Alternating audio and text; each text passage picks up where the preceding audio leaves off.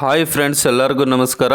ಈ ಒಂದು ವಿಡಿಯೋದಲ್ಲಿ PM ವಿಶ್ವಕರ್ಮ ಯೋಜನೆಗೆ ಅರ್ಜಿ ಸಲ್ಲಿಸಿ ಟ್ರೈನಿಂಗ್ ಕಂಪ್ಲೀಟ್ ಮಾಡ್ಕೊಂಡು ಬಂದಂಥವ್ರಿಗೆ ಲೋನನ್ನು ಪಡ್ಕೊಳ್ಳೋದಕ್ಕೆ ಬ್ಯಾಂಕ್ ಅವರು ಕಾಲ್ ಮಾಡಿಲ್ಲ ಅಂತ ಅಂದರೆ, ಅಥವಾ ನಾವು ಲೋನನ್ನು ಪಡ್ಕೋಬೇಕು ಅಂತ ಹೇಳ್ಬಿಟ್ಟು ಬ್ಯಾಂಕಲ್ಲಿ ಲೋನನ್ನು ಕೊಡಿ ಅಂತ ಕೇಳಿದ್ರೆ ಲೀಸ್ಟಲ್ಲಿ ನಿಮ್ಮ ಹೆಸರು ಬಂದಿಲ್ಲ ಅಂತ ಅಂದರೆ ಏನು ಮಾಡಬೇಕು ಅಂತ ಹೇಳ್ಬಿಟ್ಟು ಈ ಒಂದು ವಿಡಿಯೋದಲ್ಲಿ ಸಂಪೂರ್ಣವಾದ ಮಾಹಿತಿಯನ್ನು ಕೊಡ್ತೀನಿ ಸ್ನೇಹಿತರೆ.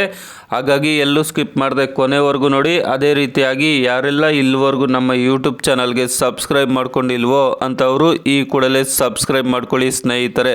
ಸಬ್ಸ್ಕ್ರೈಬ್ ಮಾಡಿಕೊಂಡಾಗ ವಿಶ್ವಕರ್ಮ ಯೋಜನೆಗೆ ಸಂಬಂಧಿಸಿದಂತಹ ಮಾಹಿತಿ ನಿಮಗೆ ಮುಂಚಿತವಾಗಿ ಬರುತ್ತೆ ಸ್ನೇಹಿತರೆ.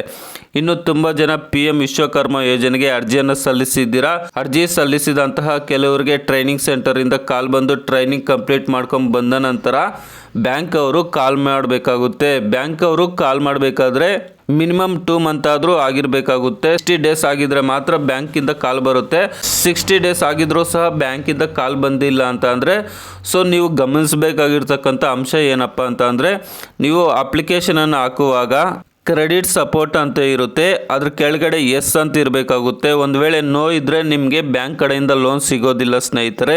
ಅದೇ ರೀತಿಯಾಗಿ ಲೋನ್ ಅಮೌಂಟ್ ರಿಕ್ವೈರ್ಡ್ ಅಂತ ಇರುತ್ತೆ, ಅದ್ರ ಪಕ್ಕದಲ್ಲೇ ಅದರಲ್ಲಿ ನೀವೇನಾದರೂ ಝೀರೋವನ್ನು ಎಂಟ್ರಿ ಮಾಡಿದರೂ ಸಹ ನಿಮಗೆ ಬ್ಯಾಂಕಿಂದ ಕಾಲ್ ಬರೋದಿಲ್ಲ, ಲೋನ್ ಸಹ ಸ್ಯಾಂಕ್ಷನ್ ಆಗೋದಿಲ್ಲ. ಅದೇ ರೀತಿಯಾಗಿ ಲೋನ್ ಅಮೌಂಟ್ ರಿಕ್ವೈರ್ಡ್ ಅಂತಿದೆ ನೋಡಿ, ಅಲ್ಲಿ 1 ಲ್ಯಾಕ್ ಅಂತ ನೀವು ಎಂಟ್ರಿ ಮಾಡಬೇಕಾಗುತ್ತೆ, 1 ಲಕ್ಷ ಅಂತ ಹೇಳ್ಬಿಟ್ಟು.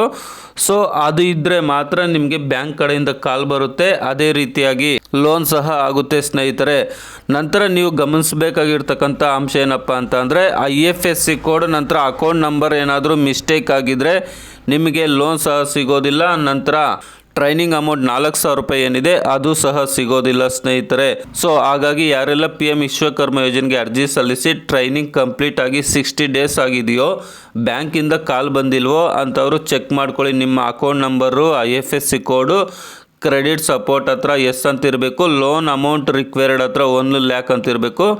ಒಂದು ವೇಳೆ ನೀವೇನಾದರೂ ಲೋನ್ ಅಮೌಂಟ್ ರಿಕ್ವೈರ್ಡು ಕ್ರೆಡಿಟ್ ಸಪೋರ್ಟ್ ಹತ್ರ ಏನಾದರೂ ನೋ ಅಂತ ಕೊಟ್ಟಿದ್ದರೆ ಅಲ್ಲಿ ಅದನ್ನು ಎಡಿಟ್ ಮಾಡ್ಕೋಬೋದು. ಯಾವ ರೀತಿ ಅಂತ ನಾನು ಆಲ್ರೆಡಿ ವಿಡಿಯೋವನ್ನು ಮಾಡಿದ್ದೀನಿ ಸ್ನೇಹಿತರೆ.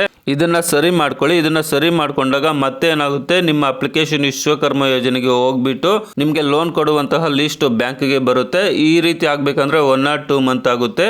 ಹಾಗಾಗಿ ಒಂದು ಸರಿ ಚೆಕ್ ಮಾಡ್ಕೊಳ್ಳಿ ಕ್ರೆಡಿಟ್ ಸಪೋರ್ಟು ನಂತರ ಲೋನ್ ಅಮೌಂಟ್ ರಿಕ್ವೈರ್ಡ್ ಹತ್ರ.